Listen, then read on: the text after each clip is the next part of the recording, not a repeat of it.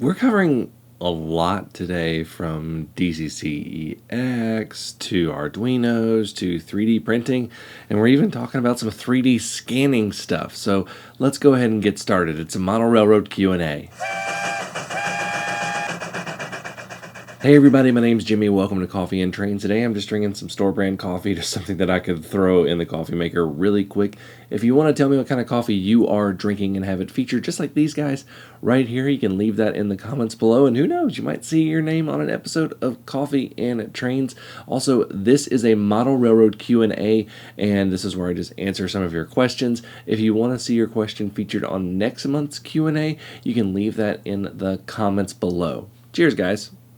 We're going to jump right in with the 3D scanner question, and this is the Creality Fret Pro, and you might have remembered when I did a review on this, and Charles McClure actually mentioned something about scanning myself and putting it into my layouts, and I've actually been trying to do this. I've been getting better with my 3D scanning, but it's something really cool that I know that Mini Prints does a lot of, like when they're at shows, you can scan yourself and do that, but it's something that I've been working on with this, and I'm still not quite there yet, but definitely can see myself getting fully scanned and getting in there and 3D printing that and going in there. So really excited about that.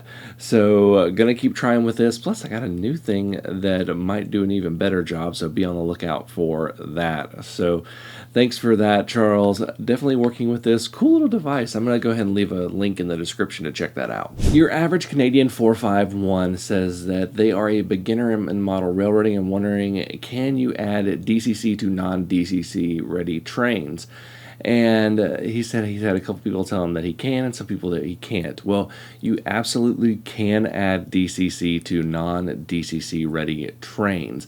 And the thing is that it's just a bit more involved. You have to kind of hardwire them in. And companies offer those hardwired decoders, Soundtracks, Digitracks. All those have hardwired decoders that you can buy and do that. It's a bit more intimidating, and some of the older trains, you may have to do something called repowering, which is where you buy a new motor that draws less amperage than those old motors. But yes, you can absolutely do this. It just involves a little bit more hard wiring, and I have actually done it on this channel. You can actually see this little the Kado steeple cab right here. That's a non-DCC ready locomotive, and I was able to put DCC in that. So yes, you absolutely can. It's just a bit more involved. Kyle Rutherford 4455 asks, what kind of Inscale couplers do I use? And I've got a couple questions on this episode about that, but the main ones that I do is right now I tend to lean towards microtrains. Microtrains is kind of the gold standard in Inscale couplers, and I buy either microtrains installed or microtrains compatible couplers for the most part when I can. And one of the big projects I have on my list of projects to do for my model railroad is to convert all of my rolling stock and locomotives to microtrains couplers. And that is a tall order, which is why I haven't done it yet. But it's something that I'm probably going to do slowly over the next few years. So yeah, microtrains is the way that I go. And how do I manage coupler mismatch? A lot of couplers actually, even if they don't exactly work, will couple together. Their microtrains makes a coupler gauge that you can use, and that is what I use to make sure that they'll work. But I am going to be switching out to microtrains over the next few years. Politics and Trains ask, where is the best place to buy traction rubbers, which are traction tires that go on typically steam locomotives, but some diesels can have them too. And what I typically do is I'll look for manufacturers that have spare parts to sell, and that's typically the best place to buy it. One thing I like about Broadway Limited steamers is they do come with a spare set of traction tires, but really when I'm doing a new traction tire, a lot of times I'll use a product called Bullfrog Snot, which is a liquid traction tire. You just got to get the wheels spinning slowly, and you just take a little brush and you apply it to one or two of the driver wheels, and that'll do it. Now, I haven't used it much on Inscale, but with HO scale, I've definitely used it, and I would actually just put it on one wheel and it would be totally fine. So That's typically what I do, but definitely just look for manufacturers and retailers that sell a lot of spare parts. GeoWriter 100 asks about, is sound really worth it? Says they just got a new DCC ready locomotive and want to install a decoder in the tender, but the space is limited.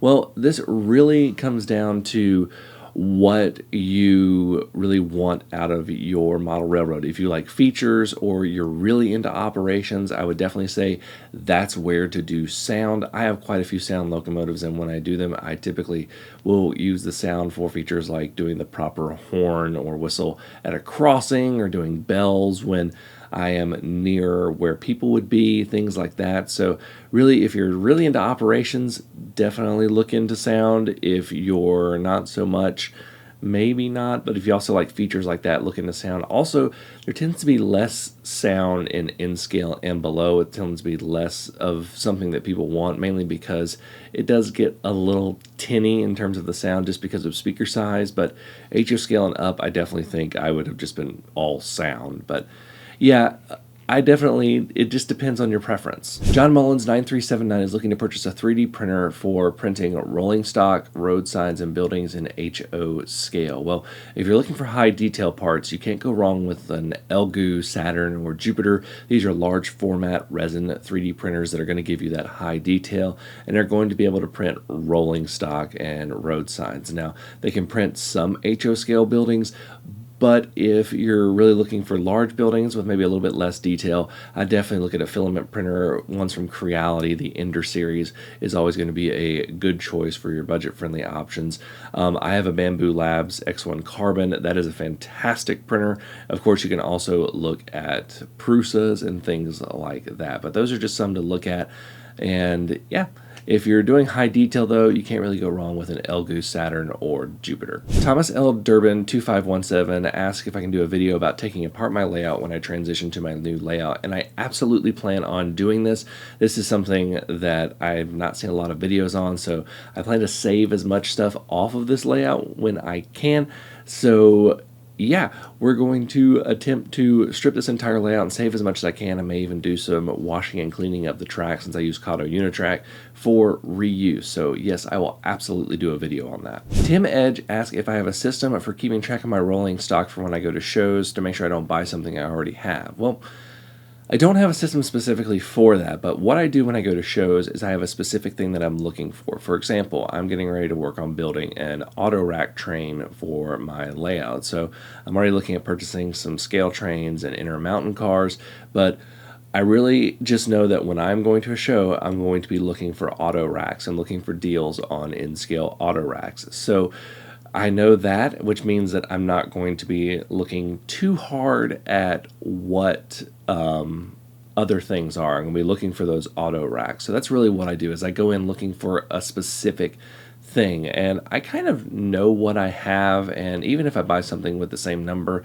I can always just renumber it. Andrew L9191 asks, why do people like Kado so much, and why do I like Kado so much in terms of their track? It is expensive, and he says he just spent $200 on enough track for 2 double T-track modules for his club. Well, I think it comes down to where you want to put your money in your model railroad. And one thing I want to make sure with mine is track. And yes, you do have less flexibility since it does have that pre-installed road bed, but Kado Unitrack works really well. It's really easy to make look realistic, and it's just one of those things that once you put it in, it's bulletproof, and it has a lot of support products, and the way the system is designed, it just works really, really well, and you're able to do a lot of features that other roadbed systems just don't have. Now, yes, you're going to have the ultimate amount of flexibility with flex track and just plain old track that you would put a regular cork roadbed under, but Kado can let you get a layout going for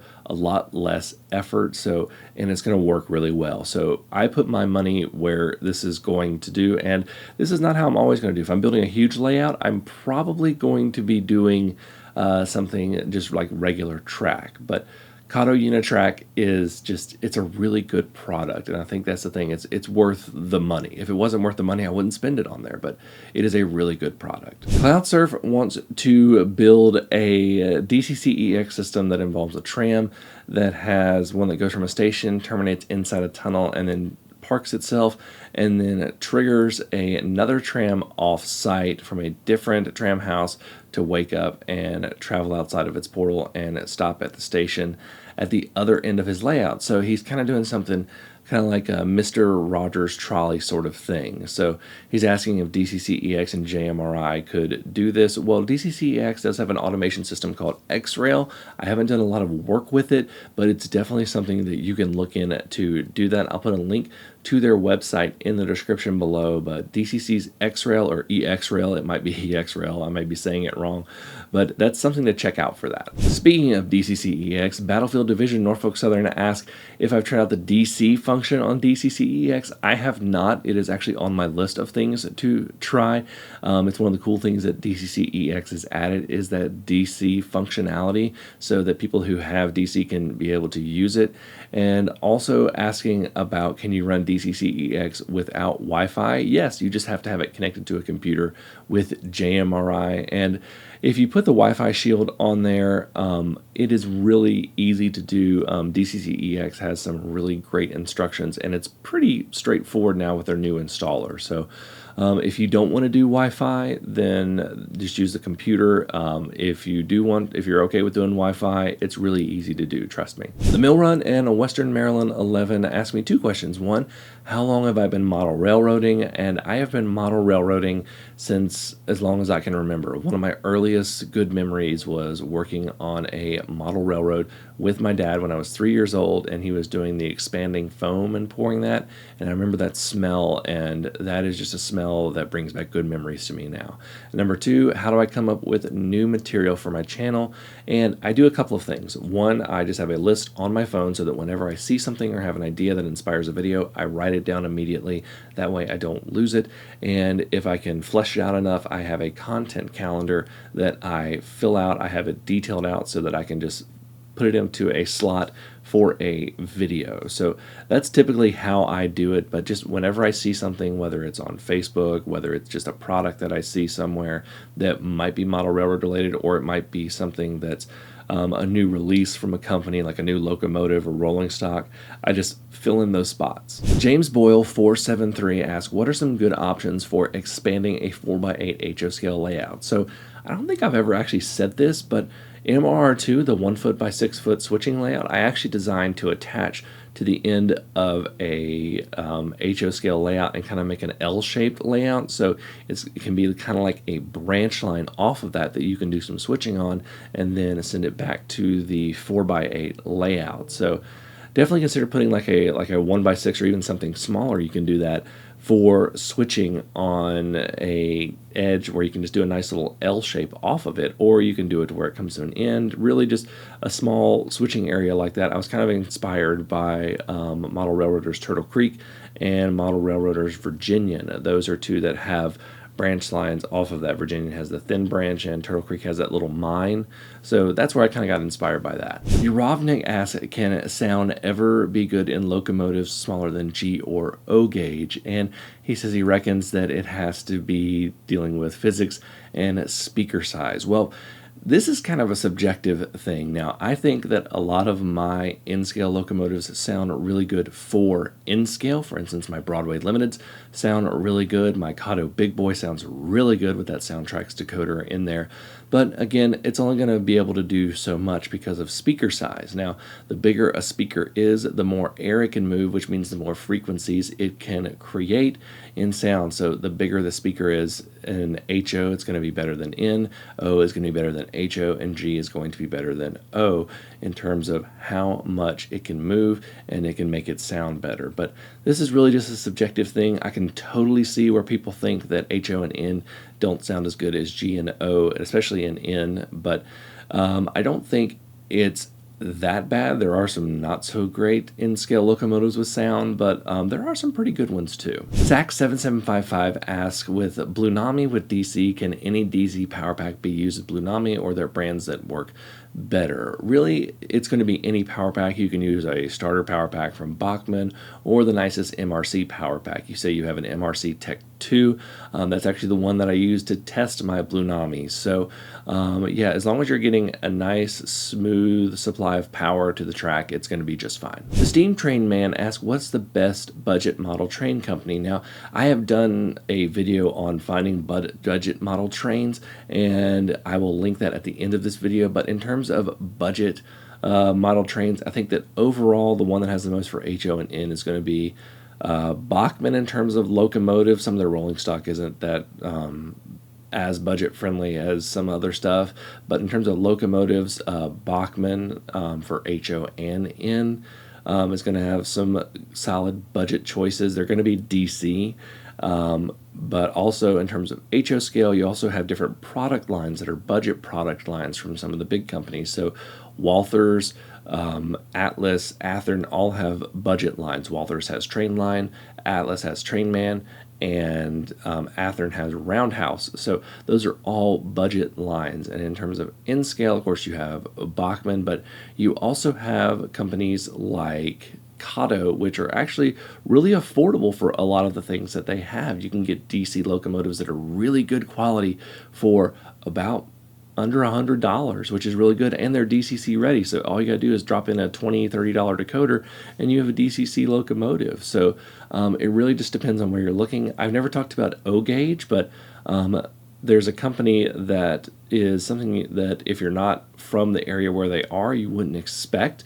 But Menards is one that has a lot of O-Gauge, and they even sell old school 3-rail tubular track, and I've actually bought some rolling stock from Menards, and it's pretty affordable. They're also starting to come out with locomotives. They have 2 different F units that you can buy, and they have these very basic train sets with some O-scale tubular track and a locomotive and a caboose. So that is something to look at if you're into O-Gauge stuff. Check out Menards. MJ Wren FL says that they're working on an idea for a new layout and they really want to run a train through a fish tank.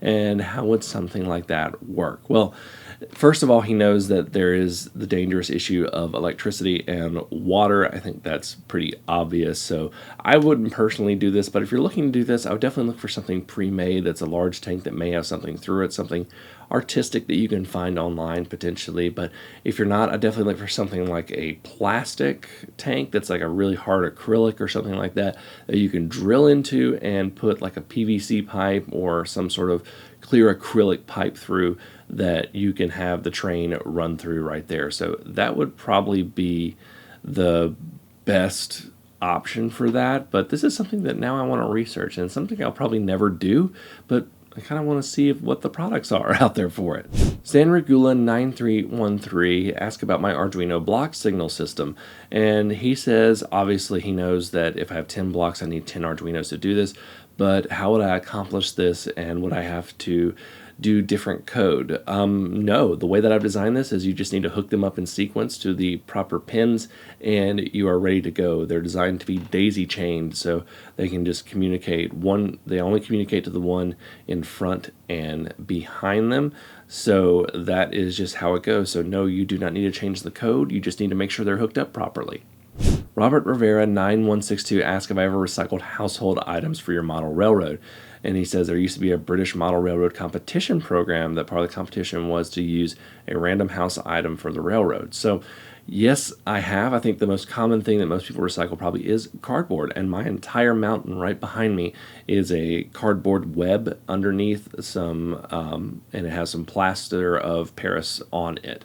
So that is the main thing that I've used. One big thing I've seen that people use is PVC pipe to make things like grain elevators and cement distributors and things like that. So that is what I have used. I potentially consider using PVC, but I've used cardboard. I use cardboard a lot on my model railroad. Possum Bayou 8238 brings up a point about the newer Atlas Inscale diesel locomotives that can come with sound. They do have a speaker installed, and they're really nice, but they do take a new decoder. They take the ESU E24 decoder. So if you're looking at the older drop-in decoders, and go ahead and buy one. before you get the locomotive, it may not work. So you definitely need to probably wait until you get the locomotive itself and see which one that you will need for it. And those are only made by ESU right now, but it is an open source plug, so hopefully it won't, other manufacturers will be able to make that, but they do make a Loc Sound and a Loc Pilot version, so if you don't want sound, you can install that. BC Common asks, is there a way to extend the Wi-Fi range on DCC EX? I have not tried this, but the way that Wi-Fi range extenders work, I don't see a reason why it wouldn't, and I can definitely see this being a thing that's needed for a large layout if you want to run DCC EX. So this might be something that I need to try in putting in a repeater. User, you get a lot of letters and numbers in your name, so I'm just going to call you User. He asks, is there an easy way to build a layout with both DC and DCC? So first of all, yes, there is. You can do those separate tracks. You can also have double pole, double throw switches, or just disconnects or things like that. And the thing that he is concerned with is having a dual gauge track. So he has HON3 locomotives that are all DC, and most of his HO scale locomotives are DCC. And he asked if it would be smaller just to build a small insulated yard to swap cars. And the answer is probably it's going to be easier to do the yard swap option versus the can you run DC and DCC simultaneously, because what's really going to get you with that dual gauge track is that common rail, and that's going to be really hard to do without doing isolated blocks. So theoretically you could do it, but it's going to be very involved, and the small insulated yard is something that you're just going to want to, that's probably going to be the easiest way to go. Beta Engineer asks, why is it so hard to find items between no stock and pre-order only and actual in-stock items that he can buy one or more of now? So the thing is, like, this is just kind of the way that manufacturers are going. It's something they need to guarantee their production runs, that they'll have a high amount of sales. There's not a ton of margins in model railroading for companies. So I'm thankful that companies are making products for us. But yeah, pre-orders just guarantee a lot of product on some stuff that may be on the margins or not. So we're able to get a lot of products that we probably wouldn't have gotten a long time ago thanks to pre-orders, but pre-orders are kind of a touchy subject in model railroading, but they do have their perks and their downsides, and I'm actually going to be talking a lot about this in an upcoming video. So yeah, it's kind of hard, but it's definitely part of the economics of model railroading. Leadless Loth asks, how long will a DCC decoder hold its programming? Well, I don't really know that question because I've never had that issue. I think my oldest decoder right now is around 15 years and it has not lost its programming yet. I bought it the way it was programmed and it hasn't changed. So I don't know how long it's going to be. I don't know if it's going to be an issue of eventual electron loss, similar to the way that an SSD can eventually lose memory that way. But that's an interesting question of how long it would go. That would be an interesting test to do, but it would take a really long time to do that test. Humanity Junction, how you doing, Heath? He says he has a lot of model railroading related items, and how can he determine whether he's a collector or a hoarder? Well, I think collecting or hoarding is just part of the hobby. I mean, we're all collectors or hoarders. If you guys could see what's just off camera in my layout room, you would definitely think I was a bit of a hoarder. So, yeah, that's just part of being a model railroader. I had to mention this before, but Nick Barron at 2844 says that he recently scored 2 brand new Atlas SD40s from eBay and Inscale. Nice job, Nick. And they have different couplers that I don't like, and they don't work with his rolling stock. And what's the best way to unify the couplers and Inscale trains? Well, you'll need to swap out the couplers, and I'm always going to recommend micro trains couplers for that. You really can't go wrong with micro trains couplers. Michael Moss, 3803, asks, is there an easy way to convert an image from Google Earth into a 3D print?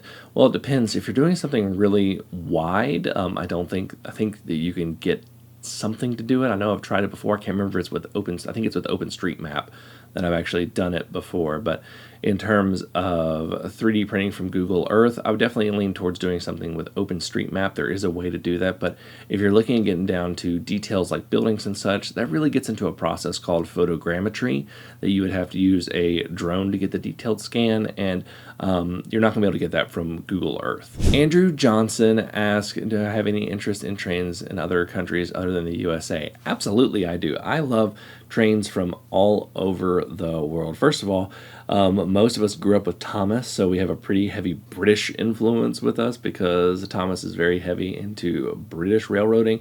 And of course, I had toy TGVs that were part of Micro Machines, if you guys remember that.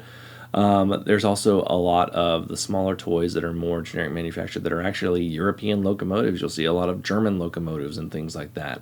One that I'm particularly fascinated with are Australian and New Zealand because you have a nice mesh of different European and North American styles. It's kind of just a place where everything kind of melds together. And recently I've been kind of interested in Indian model railroads. So there's a lot of different ones that I am interested in. Definitely want to look at purchasing some stuff from some other countries. Michael's Trains says that they are a new modeler and they have a question of can they have the SD90 43 Mac that I mentioned in my last video. He thinks that locomotive looks pretty cool and would go good with his SD70 ACE, and I like mine. I can send you a link to get one. The Canadian Redneck Farmer asked about module storage for his modular model railroad. Now, he's got big modules. It's not like mine. He has 8-foot modules, and he's wondering about any tips that I might have for storage. Well, 8-foot modules are a bit hard to store. That's going to be one thing, but I think some big metal shelves may be the best way to go. You may also look at large lumber boards, like things that are used to store that on a wall. I'm really not sure. It just really depends on space. If you have the space for a wall of this, you may want to do that, but definitely metal shelving or stuff that's designed to hold large pieces of lumber are probably going to be your way to go. I'm having the same issue, so it's going to be interesting to watch it tackle. Now, my modules are smaller because they're D-track, but this is something that I am tackling right now as well. Thought Engine asked a couple of interesting questions. First of all, he got a used Inscale Old West locomotive, but can't find anything else to work with it. And is there anything around from the Old West and Inscale? Well, Inscale tends to gravitate a bit more towards diesels because of the size, but there is some Old West stuff, but not a ton. I'd definitely look at Bachmann, but yeah, there's just not that much in Inscale for that. And he asked if there is a way to buy a DCC EX system assembled with software ready to install, or does it always have to be homebrewed? Well, there is actually a company that will make a DCC system completely ready to go, and I want to read their name to make sure I get it right. It's out of England. Chesterfield Model Making and Miniature Electronics makes systems, and they're customizable with Wi-Fi or without Wi-Fi, and they don't have US dollar prices, but they have, see here, starts off at 55 pounds and goes to 155 pounds, so you'll just have to do the conversion on Google or something like that. But that is the way to buy it. The only one I can find right now that's on the DCC EX website. If you have a question that you would like answered in next month's Q&A, you can put that down in the comments below, and who knows, you might see your question answered. I do try to answer every question. I can't guarantee it, but I do try to answer every question. So thank you all so much for watching. Until next time, I'm Jimmy from the DIY and Digital. Stay safe, be kind, make some coffee, and happy railroading.